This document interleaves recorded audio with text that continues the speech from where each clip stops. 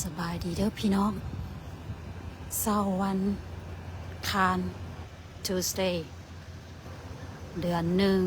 1วันที่20บ่นี่หรือว่า21ป่ะจนลืมมือลืมเว้นเด้อพี่น้องบอกได้เด้อไผฮู้ว่ามื้อนี้วันที่หยัง วันที่เท่าใดวอลันเทียร์หลายเว้ย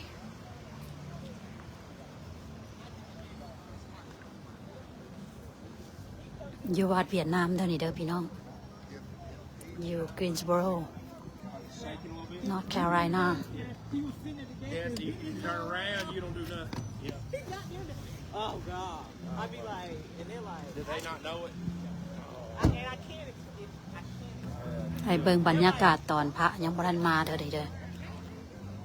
ขอยไปพากอยู่พูน all the way again ข้าเจ้าอันมาแตะเช้าให้เบิ่งบรรยากาศตอนเช้าเพิ่นย่างเพิ่นวอล์กเพิ่นย่างมาแต่โรงแรมเมื่อคืนนี้เพิ่นอยู่คนหลายเมื่อคืนนี้พี่น้อง Hi Jeremy Walk for peace They're not here yet but just wanna show you how many people in here they're coming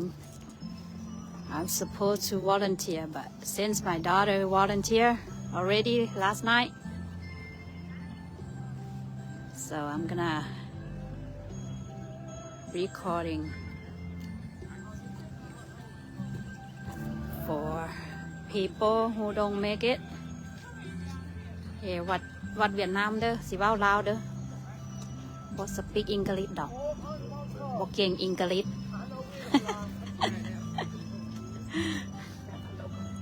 alright วัดเวียดนามอยู่ Greensboro คนหลายละเด้อ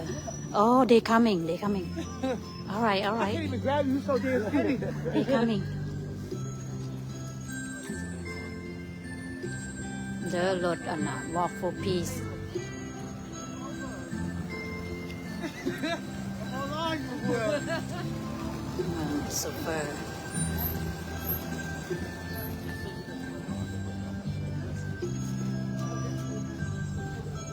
เด้อไปอยากมาถ่ายรูปกันถ่ายรูปได้ walk for peace ไปก็เห็น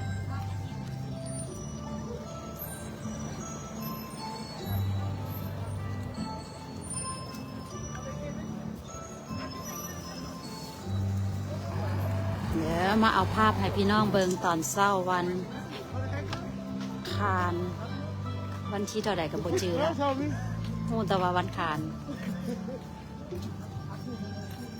คันรถมาแล้วหมายความว่าเพิ่นก็ใกล้สิมาแล้วขนาดมือเฮ็ดเวียกได้นี่พี่น้องมือเฮ็ดเวียกได้นี่พี่น้องคนยังมาซ้ำนี้เด้อสิมีคนลาวเฮาบอกแถวนี้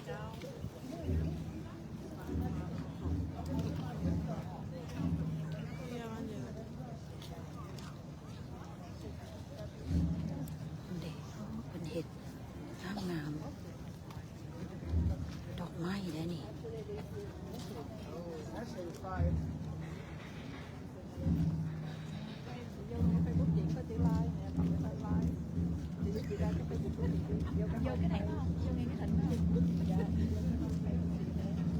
สวยมากแล้วดอกไม้เห็ด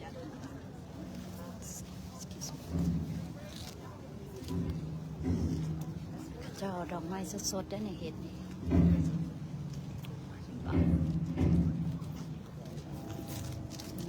งาม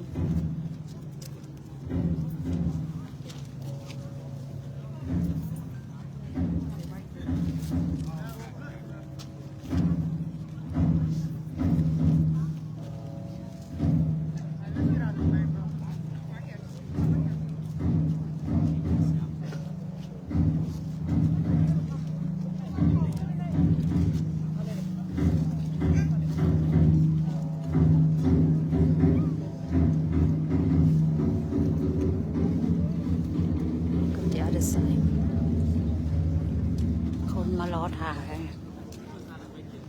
คนมารอถ่าย the people มันกำลังมา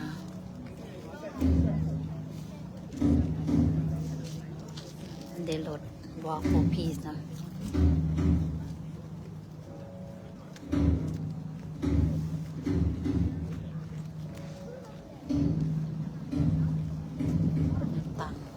ตังที่ว่าเพิ่นสีมะนาว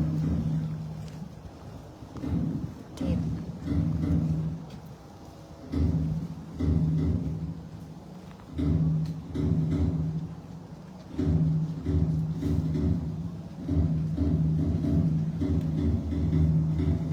วัดเวียดนามีเด้อนี่เด้อ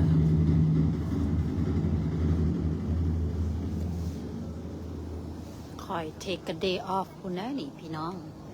มาทายให้พี่น้องเบิ่งนี่ ถ้าเบิ่งเป็นสิย่างมาแต่พุ่นน่ะรถบักลายเลย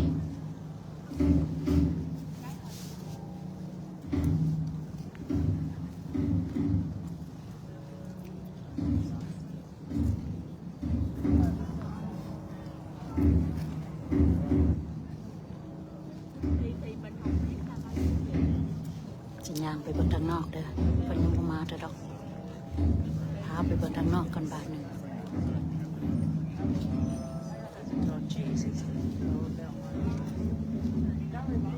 ผู้ใดเหตุการณ์กับเบิ่งไปนำเด้อกันเบิ่งได้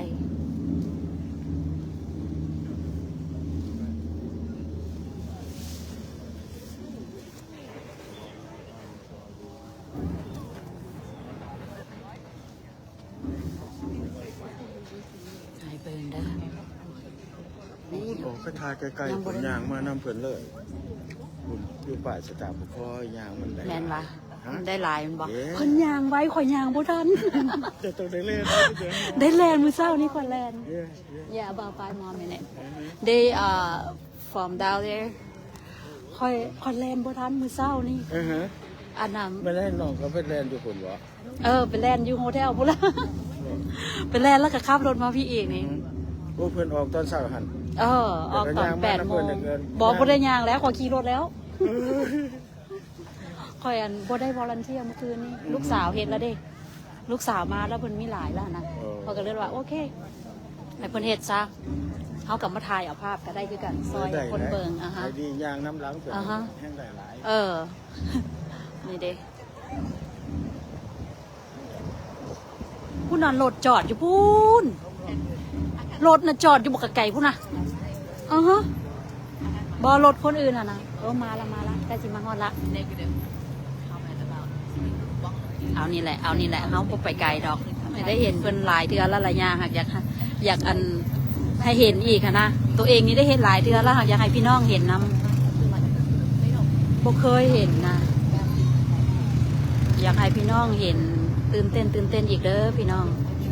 มือนี้ขนาดว่ามือเห็ดวิอยากแล้วนี่นะคนยังออกมาสปอร์ตป่านนี้ They walk a little bit slow. I don't think they're gonna slow down. They walk fast. Yeah. It is.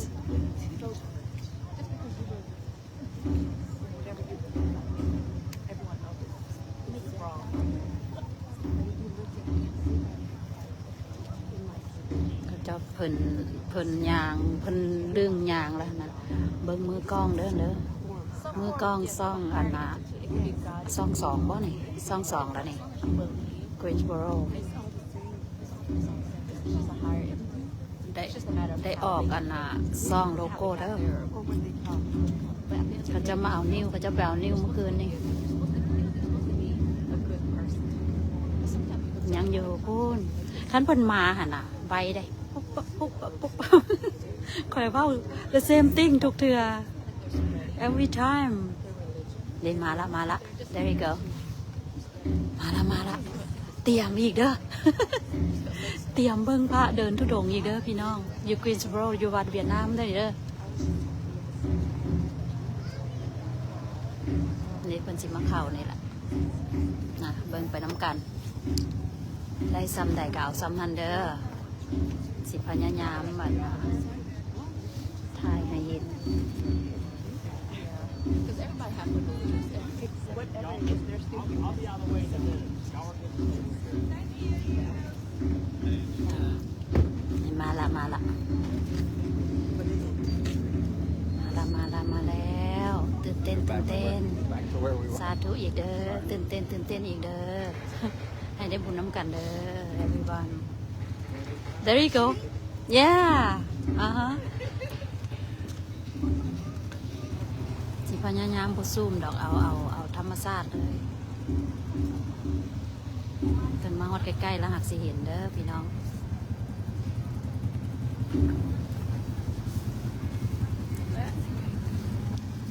Cảnh sát con đi xe đạp đó kìa.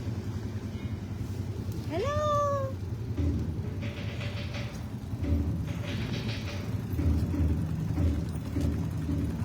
เพิ่นก็สิว่ามาพ่ออยู่พี่อีกแล้วไม่ออก ประเทศหน้าจนชื่อหน้าได้โอ้หลายได้อนี่เป็นมันยางเป็นพิธี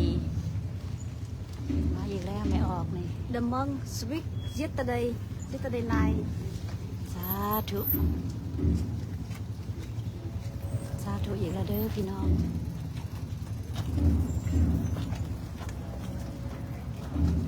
ให้ได้บุญน้ำกันเด้อผู้ใดมาเบิ่งนะก็ Nếu ได้ mà lái xe ô tô là phải 20 tiếng. พระลาวกับลายเด้อ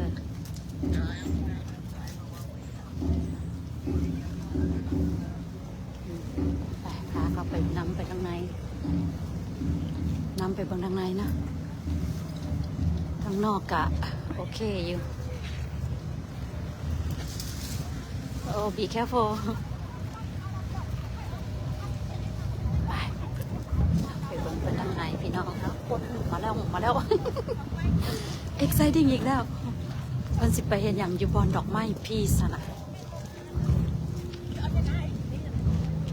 ว้าวเพิ่นสิเข้าไปไหนบอก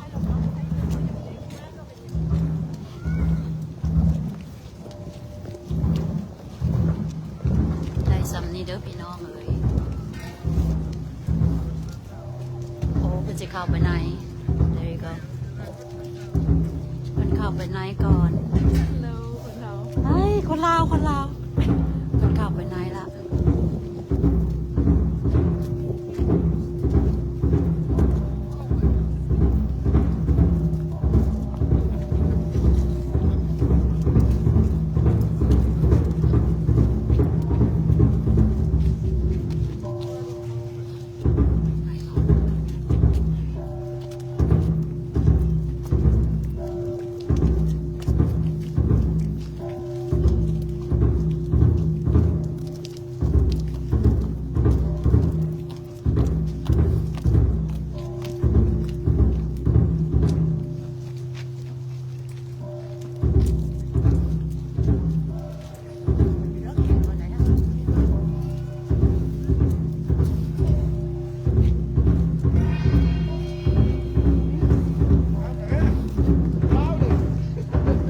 มานี่เด้อพี่น้องคนเด้อนี่เด้อขนาดมือเวียบ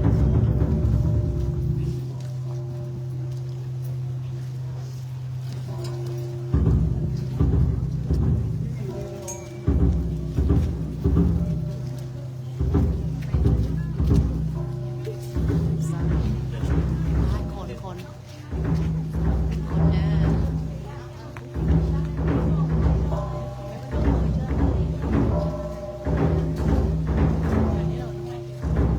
ขนาดว่ามือเห็ดเวียกแล้วนี่ ยังซ้ำนี่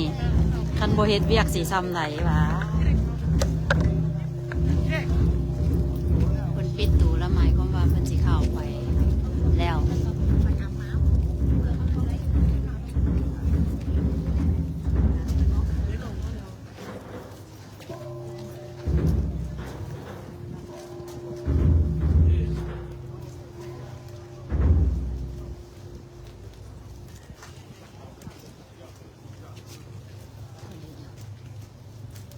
มีดอกไม้อะ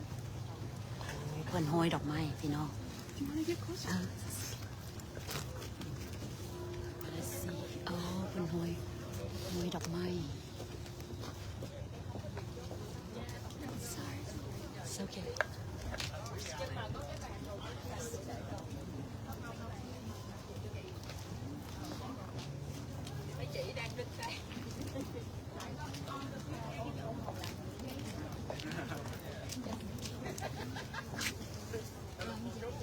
I need a mic. I'm done. Can I get a mic? Sound. Yes.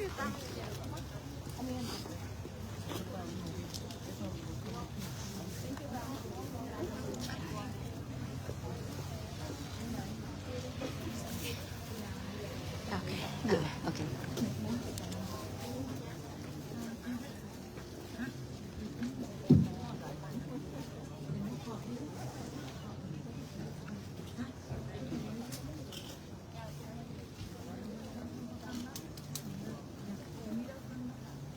เพิ่นเอาดอกไม้ห้อยใส่บอนเพิ่นย่าง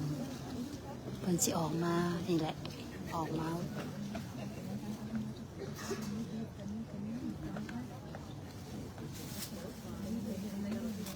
โคตรเจ้าเฮ็ดคักเด้อนี่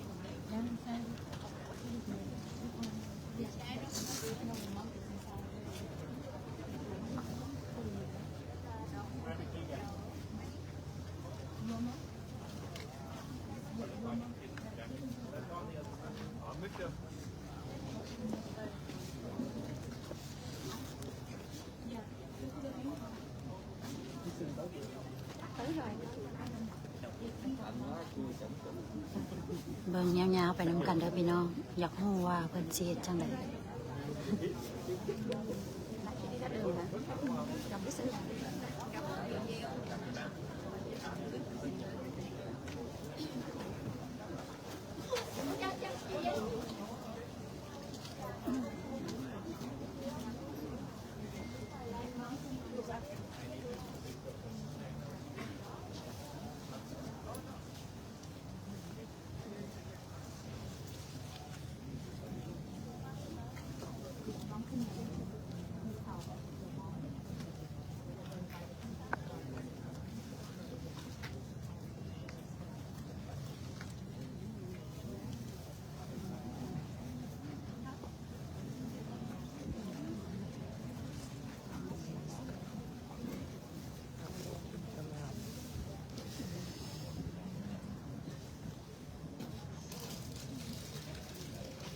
พระลาวได้นั่น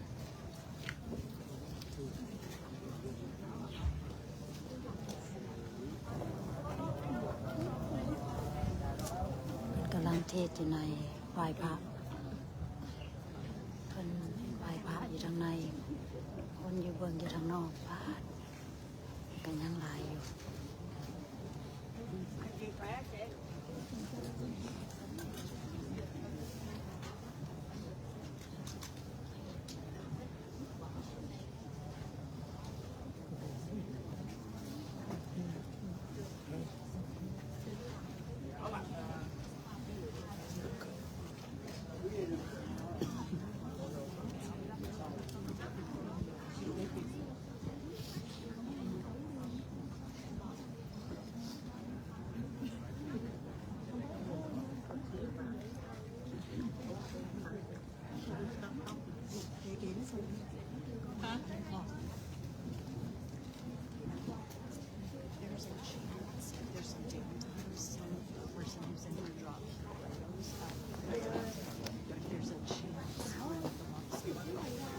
Yeah. To just announce it there. Who I Okay. Thank you.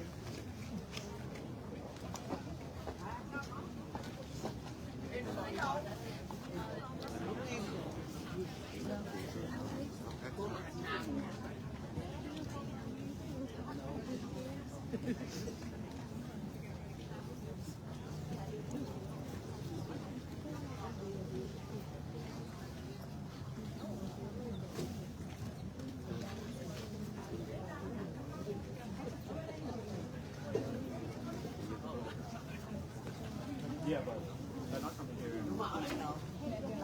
Đồ đi lạnh.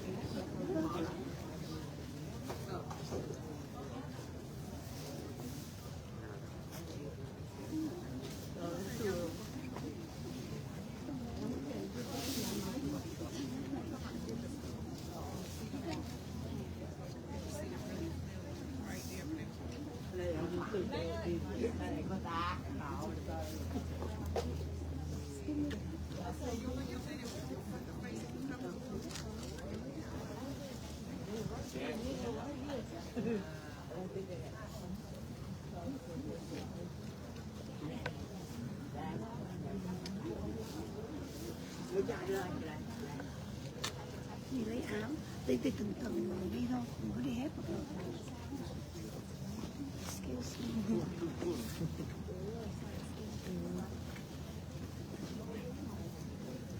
Let me go the other side.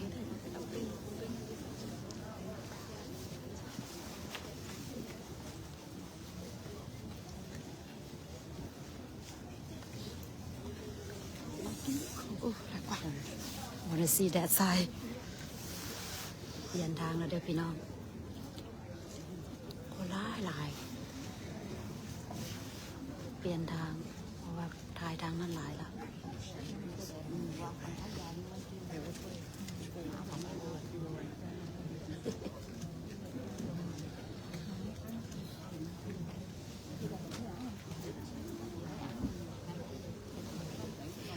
Sorry ประมาณ10 โมงครึ่งคนได้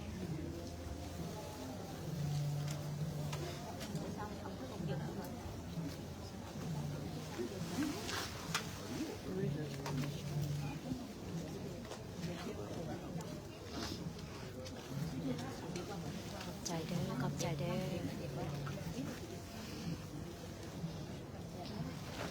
เฮ็ดเวียกก็กลับไปเฮ็ดเวียกเลยเด้ออย่าฟังแต่มาเบิ่งสาวเด้อ สาวเพียงก็จะงามๆเด้อ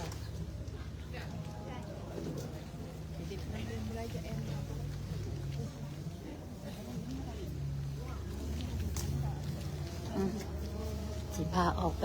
ย่างอ้อมบางทางนอกเด้อคนยังบ่ทันได้เห็นหยังเท่าดอก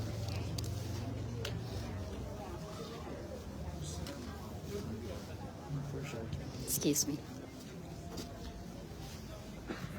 พาออกมาอ้อมเบิ่งทางนอกเด้อทางในก็บ่มีหยังเท่าดอก อยากเก็บภาพงามๆให้พี่น้องเบิ่งนี่ภาพ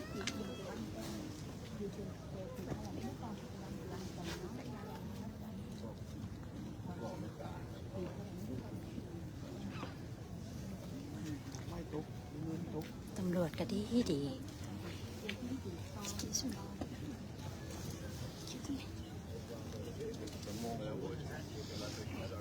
จับแบบวาย ข้าเจ้าหวนประเพณีธรรมเนียมเฮาหั่นน่ะข้าเจ้าก็นบนำได้ ตัวเห็นตำรวจนบฮอดข่อยได้ ก็บ่ได้เป็นพระก็ได้ข้าเจ้านิสัยดีเด้เอาไปเอามานบเบิดเลย พามาเบิ่งดอกไม้กันเด้อพี่น้องกี้นี้เพิ่นย่างเข้ามานี่แหละก็จะเอาดอกไม้สดๆได้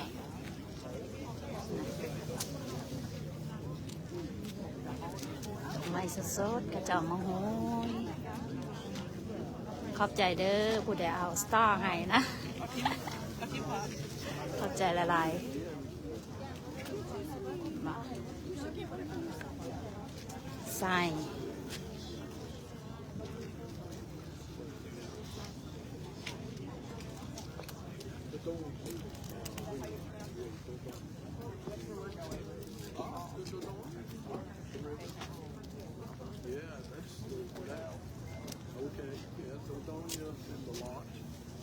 ไปทางนั้นว่ะมันก่อนเสียน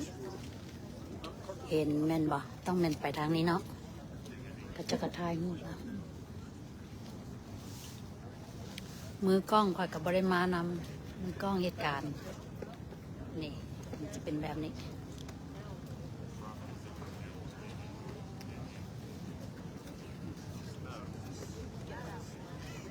วัดเพิ่นสวัสดอยู่ได้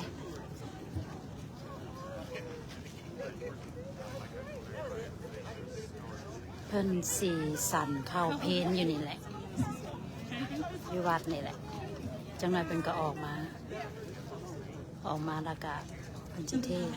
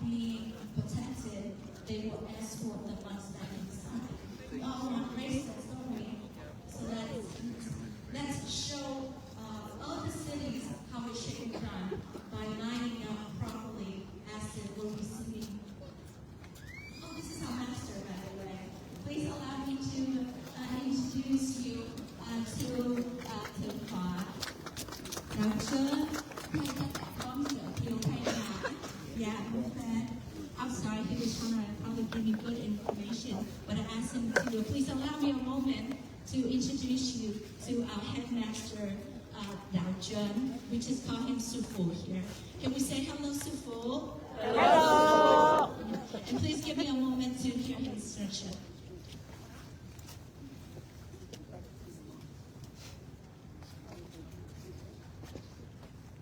Told you he's got good information. So the monks said that they will be ready to visit and have a contract with all of us at 10:30. Yes. If that is our plan, may I ask if there are some honorables out in the audience? We have mayors, commissioners, officers from visiting. I think we are expecting the governor's office to be here as well.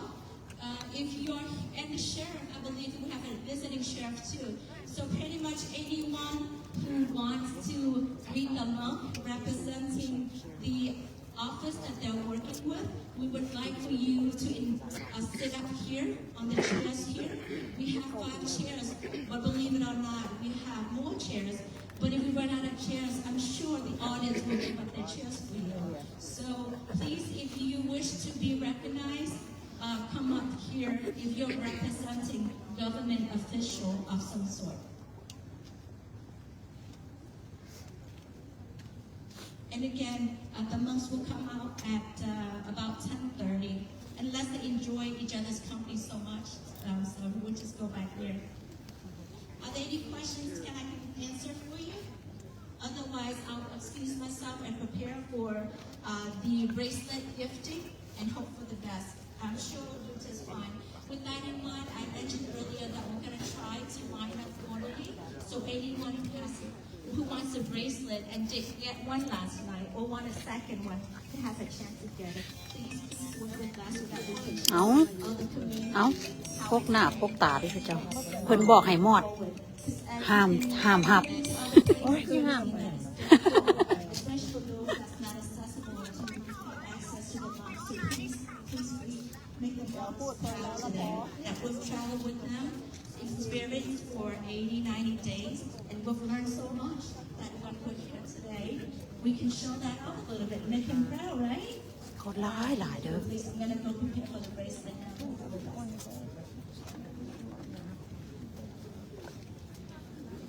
คนหลงทางกี่นี่นะ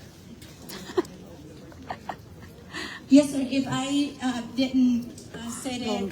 I didn't say that correctly, or my accent was terrible. If you want to be recognized, you don't have to wait for me. Just go ahead and take a seat. What we will do is that we will pass the mic because lack of preparation on my part, and I apologize. If you take a seat, we're just going to pass the mic from the right to the left, and just in that order,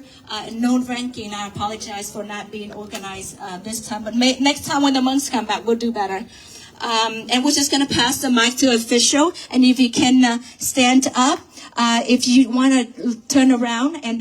bow to the monks first, this is all personal. What I would do as a new Buddhist practitioner still learning is if I were to be an official and I want to greet the monks, I would stand up, I would turn around, and just lightly bow. And again, this is just what I would do. You do what you want to do in your faith. And then I would come back and address the crowd. And if I were to stand at an angle, I'm not showing my back to the monks, and that's a sign of respect as well. And all of this are just what we do. The monks do not expect you to do any different than who you are and what you do. So please just be yourself and be at peace.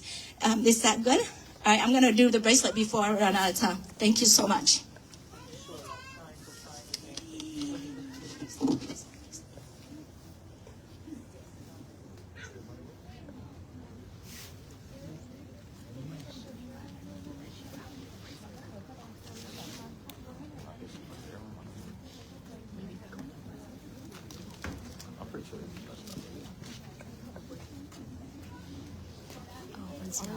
Bracelet มาใหญ่ฮะ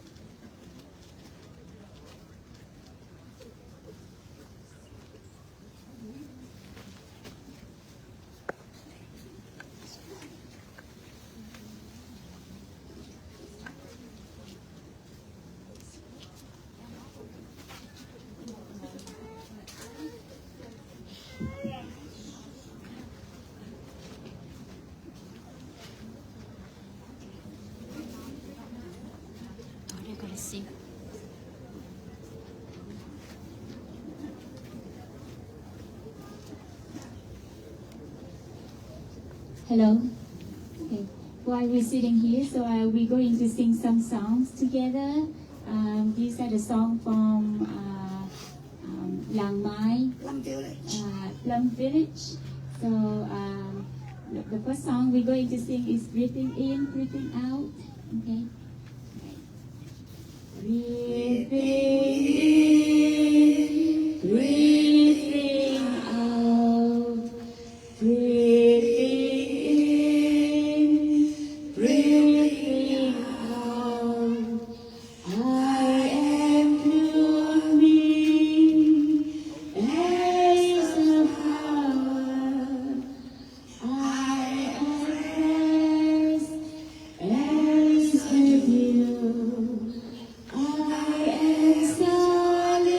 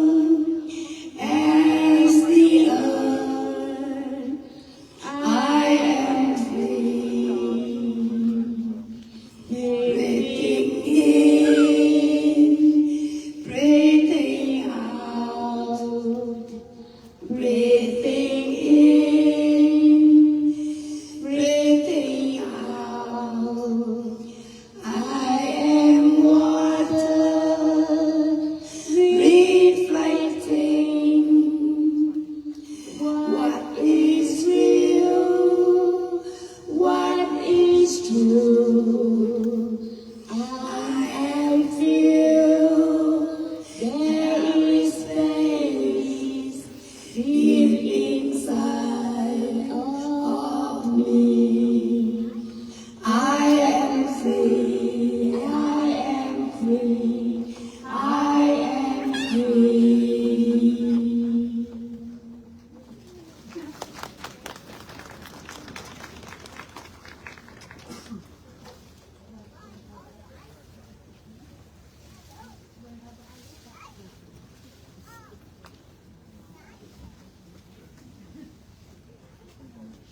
จะเบิ่งอีกเดี๋ยวว่าจังหน่อยเพิ่นออกมาก่อนสิถ่ายเบิ่งอีกเด้อ Stay tuned